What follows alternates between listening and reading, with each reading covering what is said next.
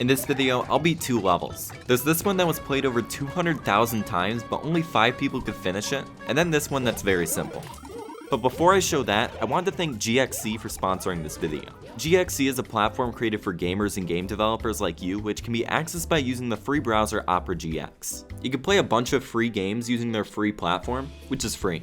Didn't I mention that it's all free? You can play a bunch of free games in the browser, including platformers, puzzle games for all you gamers with big brains, and racing games for you speedy boys out there. I like this game Neon Run, where you gotta run as far as possible by having a fast reaction time and changing the color of your character to match the color of the beams that you pass through. The art style is pretty neat and the game is addicting. I was able to survive for 246 seconds and got a score of 1905.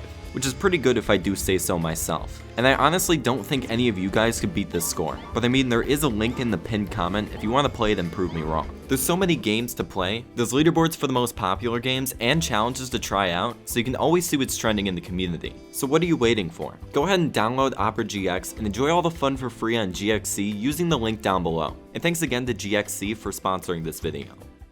So at the start, I release 2 piranha plants from the blocks so I can spin jump off them here and collect the red coin. And I do a triple jump to make it over the spikes, and I grab the second red coin and slide through the icicles. And after going through the door, I triple jump and twirl in between the boo enemies, and I throw the P-switch so I can spin jump onto the Bob-omb and surf past the spikes and fireballs. The Bob-omb activates the on-off blocks, and I can do a shell jump and make it over to the pipe.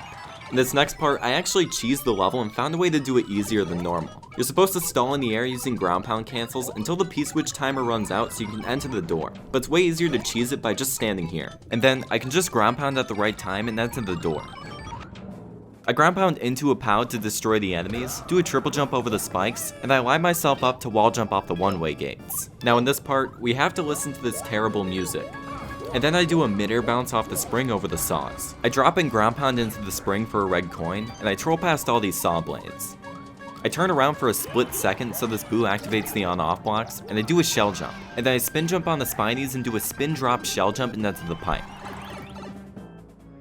Now for this next part, I shell jump off the spring and grab another shell so I can shell jump up here, and I keep a double jump as I twirl back so I can triple jump over the spikes, and I do a shell jump from the bumper. And coming up is the most precise trick where you have to shell jump mid-air. If you throw a shell in just the right way into a ceiling, the shell slows down and Mario can jump off it mid-air. And the same thing applies for these one-way gates. So I line up my jump in time to throw so I can jump off the shell mid-air and enter the key door.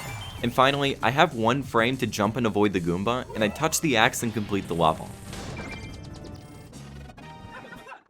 So this next level isn't as long, but it's even more difficult. In the beginning, I throw this POW to clear out the enemies and wall jump to quickly jump off the shell, and I grab this shell for a shell jump as I clear out the bonsai bills. And then, I set up a triple jump to stop my momentum on the note block so it opens the path for the shell below.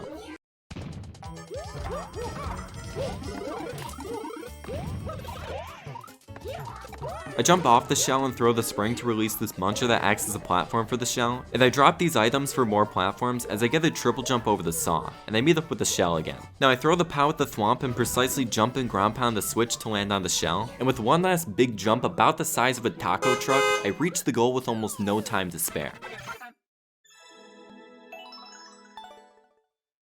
So whenever I achieve something like beating hard levels, I like to celebrate by putting something symbolizing my achievement on my wall. And since I cheesed the first level, I put cheese on my wall.